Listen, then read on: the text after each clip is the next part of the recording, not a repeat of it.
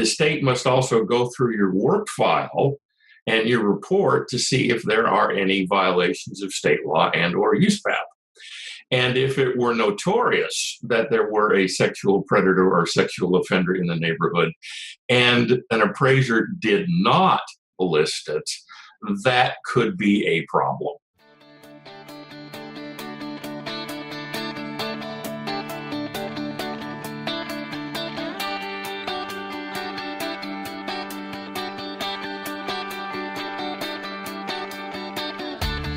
Originating from deep inside the Rocky Mountains, transported through the power of the internet, and arriving inside your tiny earbuds. It's the Appraiser Coach Podcast, helping appraisers increase their efficiency, quality, and make more money. Here's the guy who makes it his life's mission to create value for real estate appraisers nationwide. Your host and the Appraiser Coach, Dustin Harris. Welcome, everybody. Dustin Harris hanging out on a little different equipment today. Hopefully you can hear me okay. Seems to be okay. We did a little testing beforehand. Yeah, it's great when you show up to work without your laptop cord. My assistant is on her way to go pick it up. But for now, we're going to go off of some different equipment. And hopefully this will work just fine because I've got a great guest on. And we are back with Dear USPAP Instructor, the ongoing series that we've had with Tim Andersen. I'll introduce him in just a little bit.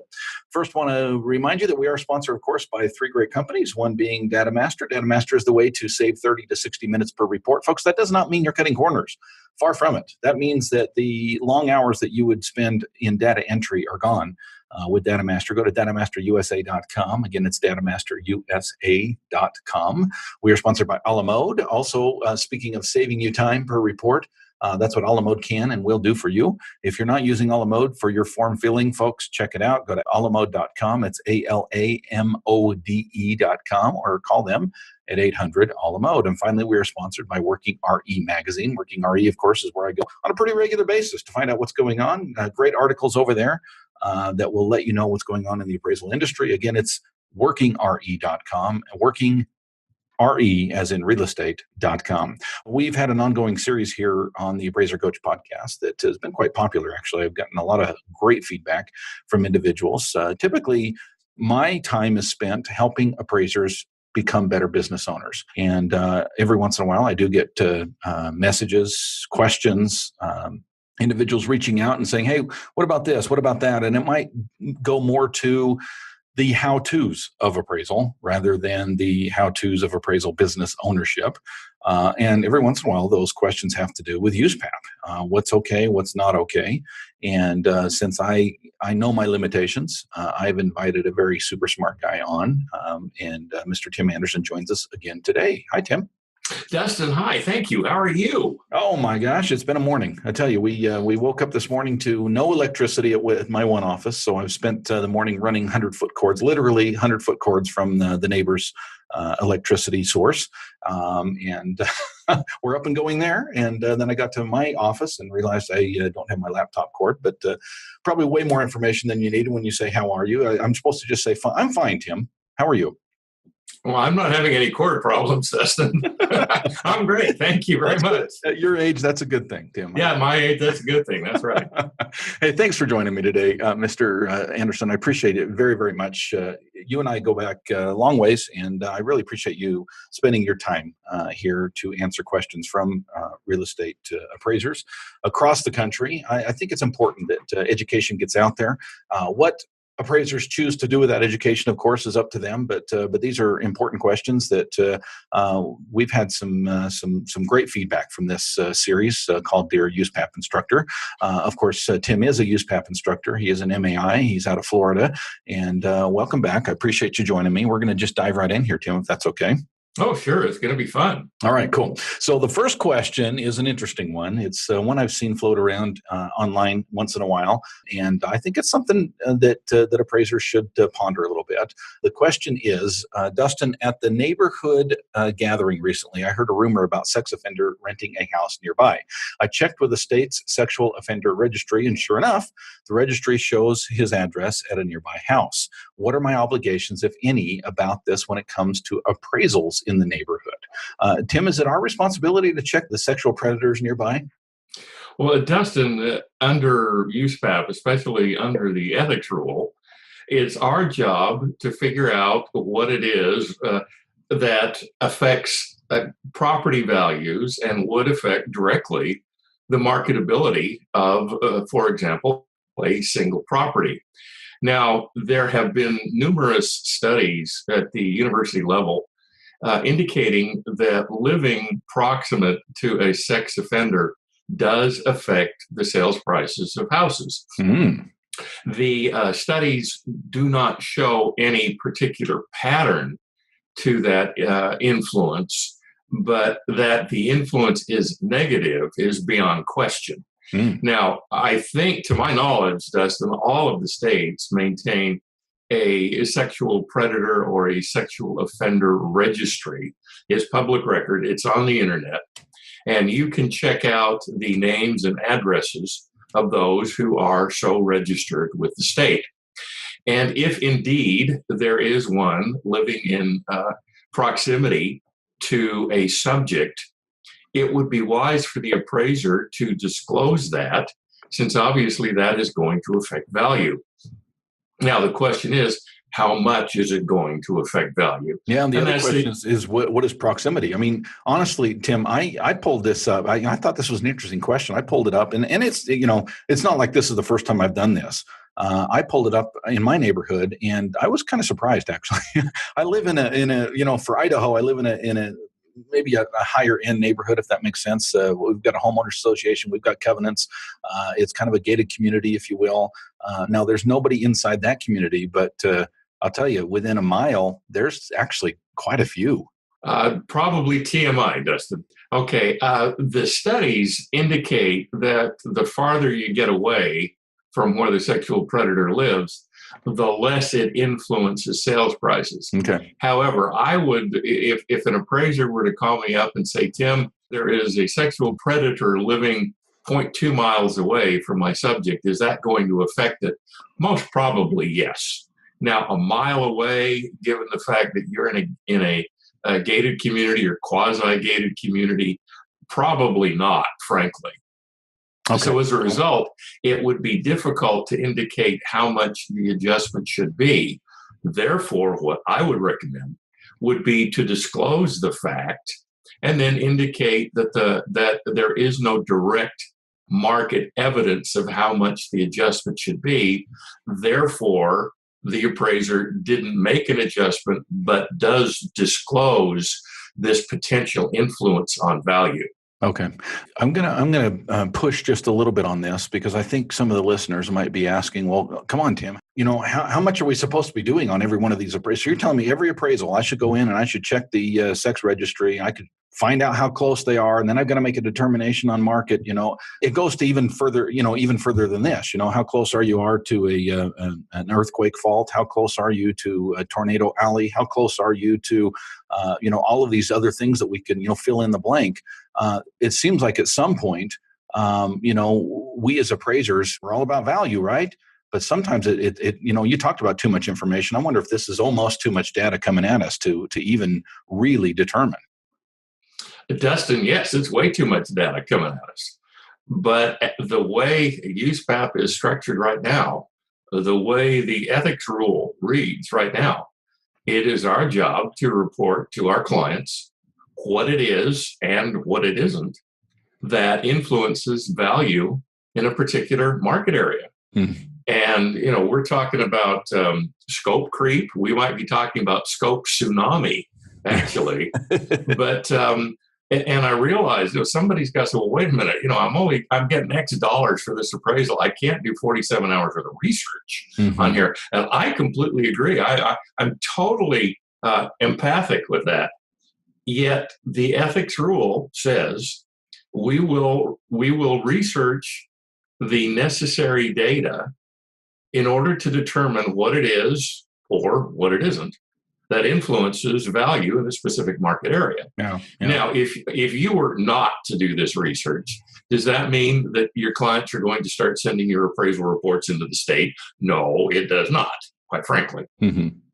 However, what happens is when something gets sent into the state, under the appraisal subcommittee's rules, the state must not only look at the complaint itself, but the state must also go through your work file and your report to see if there are any violations of state law and or USPAP. And if it were notorious that there were a sexual predator or sexual offender in the neighborhood and an appraiser did not list it, that could be a problem. Yeah. Speaking of giving you too much information, I might just share a little bit more. When I say that there was quite a few within a little ways from my home, one of the reasons for that is about it's within 2 miles of my house, so maybe 1.5 miles, 2 miles of my house. There is I don't know what you call it, a halfway house, a recovery house, what have you, but there is a home that used to be, I think, an assisted living home that has been converted and is used now by the state for sex offenders. And there's probably 6 or 7 of them that live there that are on the registry. And so, when you first look, you think, holy smokes, I live in this crazy neighborhood. And then when you start to nail down what's actually going on, maybe if I'm within proximity, if you will, to that home, that maybe that's something that should be disclosed. I would bet, Tim, that anybody that's listening to this, if they would go to the registry in their state and just type in their address or type in the address of one of their subject properties, I kind of think they would be surprised at how many individuals will actually pop up within quote unquote proximity. Oh, Dustin, yeah, that's why the state maintains that registry. Yeah. So you can see if you are close to them or they are close to you. Absolutely. Well, Tim, this is good information. I want to pause here, of course, to remind everyone that we are sponsored by 3 great companies. Speaking of information, if you want information about your profession, folks, that's real estate appraisal. There's one place to go, and that is Working RE Magazine. If you're not signed up for their list, their email list. It goes out a couple times a week, folks, and it is chock full of great information, great articles that will keep you up to date on what's going on in the appraisal profession. All you have to do is jump on workingre.com, wait a few seconds, and there will be a little box that will pop up. Yeah, I know, it's annoying. Put your email in there. Trust me, folks, you will not be annoyed by the emails that come. This is good information. If you are interested in what's going on in your industry, in your profession, and what's happening moving forward in the appraisal world, that's a great place to be. It will keep you connected. It's workingre.com. One more time, it's workingre.com. Of course, we are sponsored by DataMaster. DataMaster has the ability to save 30 to 60 minutes per report. Why? Well, folks, I'll tell you, you're going to be typing that information or paying someone else to type that information into your report over and over and over again. What information? Folks, you would be shocked at how much information can be downloaded from public records, from the MLS. We're talking about tax data. We're talking about ownership information, the subject data up at the top of the URAR, the MC sheet.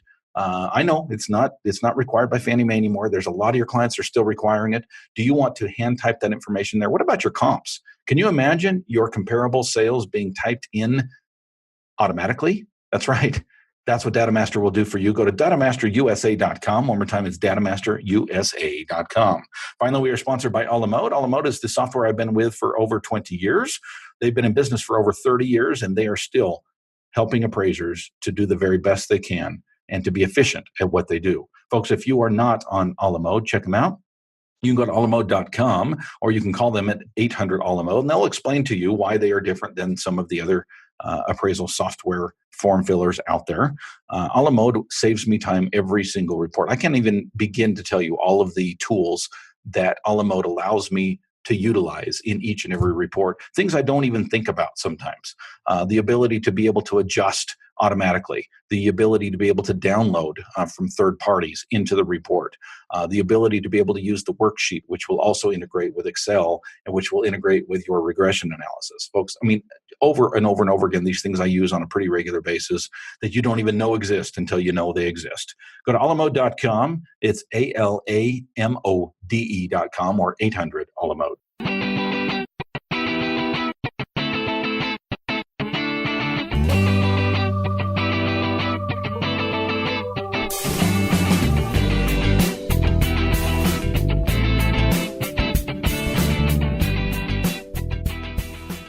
All All right, folks, we are back. We're talking today again with the USPAP instructor himself, Mr. Tim Andersen. Welcome back to the program.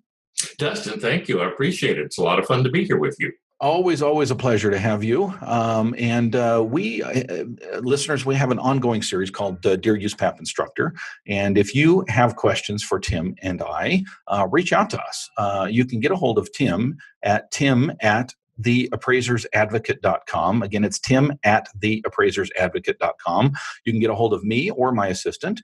I'm at theappraisercoach.com, or you can reach out to my assistant Lee at theassistant@theappraisercoach.com and send your questions. Now, Tim, you also do a little something on the side, help for appraisers when they might find themselves on the wrong side of the state board. Tell us a little bit about that service. Yes, I practice medicine on Wednesdays. No, that's not true. Dustin, I am available for consultation if an appraiser finds him or herself on the wrong end of that letter from the state appraisal board. Mm-hmm. And my recommendation would be get in touch with me as soon as you can. Now, I'm not an attorney. I cannot give you legal advice, but I can help you answer that letter. And in many cases, it is the quality of the answer to that very first letter that determines whether the complaint is going to become a charge or not. Okay, so don't wait. Don't wait. Call me, call your E&O people, get a hold of an administrative law attorney who is familiar with USPAP. If that attorney is not, have that attorney get in touch with me so I can consult with him or her. But do something quickly, but do not sign that consent decree yet. You may end up doing so, quite frankly, and you may end up sending a check. Mm-hmm. But that should not be your first step. As with anything, you need to get a second opinion. You need to consult with those who specialize in things like this. Because, quite frankly, appraisers don't. They specialize in other areas. Yeah. But this is something I've been doing now for about 15 years. And, some states just won't listen to reason. Okay. Some states are quite open to it. So if you find yourself on the wrong side of that letter, give me a shout. Thank you. No. Thank you. And I want to dig in here just a little bit before we move on to our second question, Tim. First of all, I want to throw out your phone number. The number to get a hold of Tim is 561-635-5265. Once again, it's 561-635-5265. Or, of course, you can email him at tim@theappraisersadvocate.com. That's appraisers, plural, theappraisersadvocate.com, tim@theappraisersadvocate.com. Now, Tim, this is a business for you, and I want to make that clear because you're a super kind guy. You're very nice, and I know you like to just talk to appraisers, but I think my listeners need to understand, of course, that coming to you is similar to coming to an attorney. You wouldn't walk into an attorney's office and say, hey, can we chat for an hour and a half? You would expect, of course, to pay for that time, and your expertise and what you bring to the table, I think, is very, very valuable to appraisers. Tell me how that works. Let's say an appraiser maybe gets that letter. What can they expect when they pick up the phone and call you, or maybe email you a question?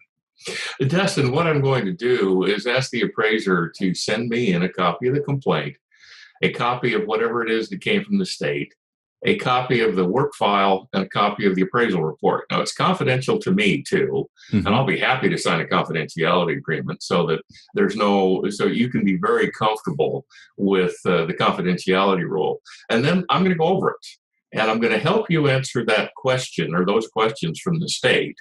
I'm going to help your attorney answer those questions for the state. I'm going to help the attorney defend you wherein a defense is possible.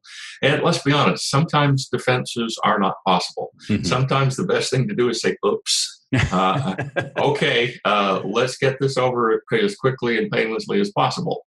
But not always. Sometimes I'm not going to denigrate any state appraisal boards, but sometimes the state appraisal board just assumes you're guilty until you prove yourself innocent. Well, that's where I come in. I can help you and your attorney with that. And no, I don't do it for free. Yeah. And I will be happy to cash checks. My wife is extremely pleased when I cash checks. I love it. And basically what I do, Dustin, is I charge a flat fee to go over your report and give you my recommendations. Then if you need further assistance, that's on an hourly consultation basis. Love it. And since you're contacting me as a USPAP instructor, not as an appraiser, I am your advocate.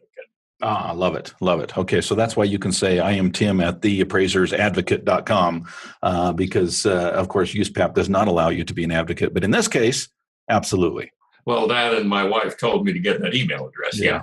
Okay. No, love it. Love it. So thank you, Tim. I appreciate that. We as appraisers, we hopefully understand this word value.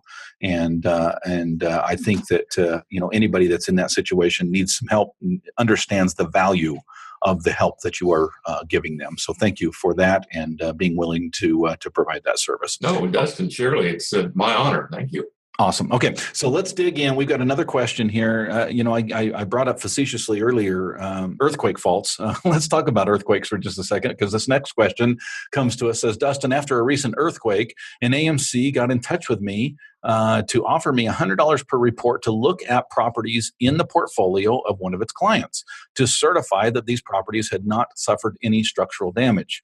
So we're still safe, sound, and habitable. Which form should I use to report back to my client on this assignment? I can't wait for this answer, Tim. I think it's not unusual. AMCs sometimes try to get a lot of bang for their buck. I know there's some AMCs out there reaching out now, trying to get drive-by inspections, trying to get interior inspections, where the appraiser would be the quote-unquote inspector, the observation technician, but not necessarily be the appraiser on the report. And that's another question for another day. You and I have talked about that before here on the air. But let's talk about these disaster inspections. What should an appraiser do here? Well, the reason that the AMC is offering the appraiser $100 per report is because when the AMC got a hold of the architect, the structural engineer, the general contractor, etc., those parties wanted anywhere between $500 and $5,000 a report to issue an opinion that the structure was safe, sound, and habitable. Appraisers are uniquely unqualified, which is a nice way of saying utterly, blazingly, completely incompetent to issue an opinion as to structural integrity. Now, are there appraisers out there who are engineers and understand this stuff? Of course they are. But those people would be functioning as engineers, not appraisers. We are not trained for it. We don't know what to look for. For example, my son is a captain in the county fire rescue force. Well, he inspects buildings to see if there are any fire hazards, and he gets into nooks and crannies and places where people don't particularly want to go. But all he can inspect for is fire hazards. He doesn't look for termites. He doesn't look for structural damage. Well, because we're not trained in it, we should not be doing it. Our E&O insurance wouldn't cover any errors we made, because inspecting for structural integrity is not part of appraising. Therefore, there is no form to use. The reason there is no form to use is because this is a job an appraiser is completely unqualified to accept. Now, if the AMC said, would you please take pictures of these properties and send them to us so we have an idea of the condition they're in? Okay, that's no problem at all. You're not issuing any kind of an opinion. Okay. But to issue an opinion as to structural integrity, etc., you'd have to be an architect, an engineer, a building contractor, etc., and appraisers aren't. They're appraisers. Okay, so I've known several appraisers who have done this, and some of them have done it on a full-time basis. It's usually sporadic work. In other words, a disaster happens, they pack up their little goodies in their bags, and they get on an airplane and they fly to wherever that disaster happens.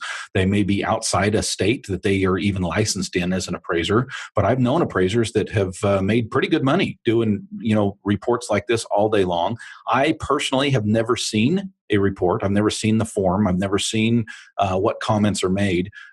Tim, is there any possible way, in your opinion, that an appraiser could do this if they had certain language, certain disclaimers, certain CYA statements that would allow them to be able to do this kind of work without getting their rear end in a noose. Okay, Dustin, the next time you're down in Las Vegas, walk into Caesar's Palace, go into the casino, walk up to a pit boss and say, hello, full disclosure, I'm going to play 21 and I'm going to cheat.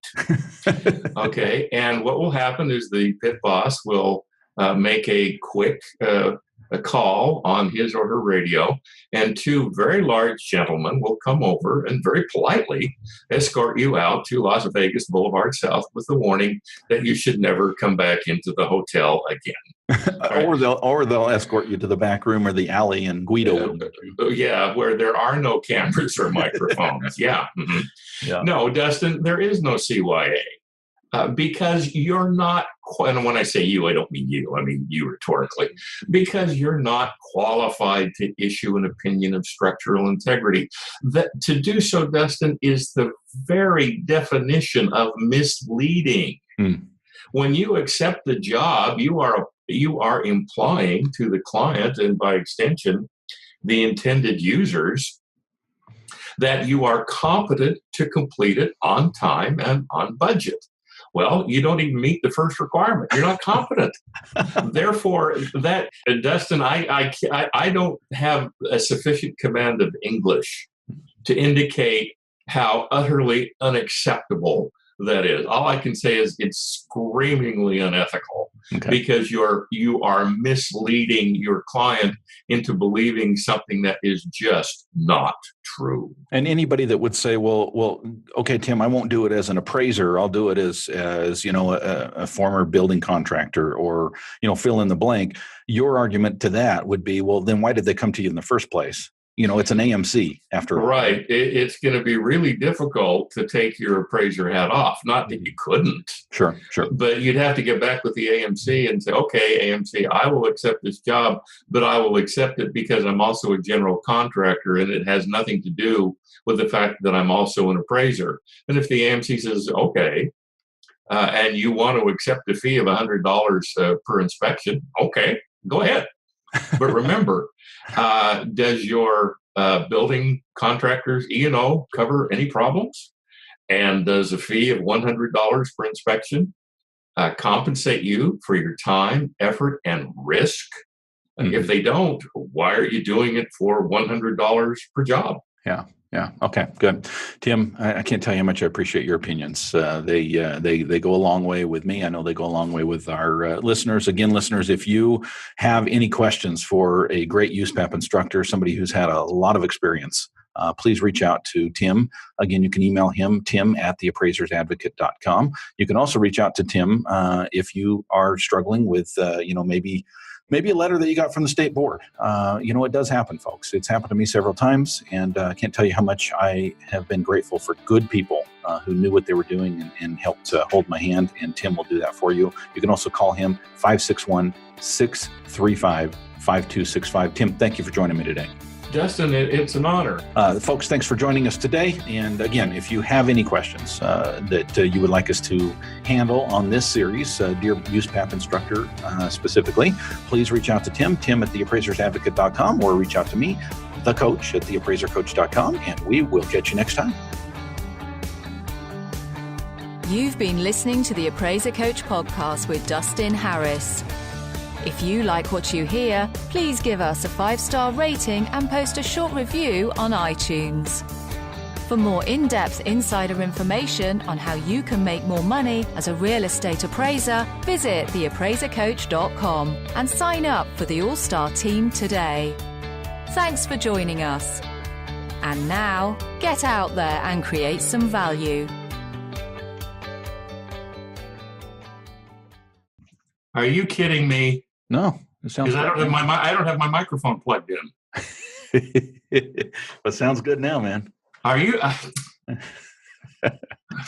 I'm serious. My microphone is not plugged into my computer. You know what I think it is it's picking up your. Do you have a you must have a. Are you on a laptop? No, I'm on a rather old desktop.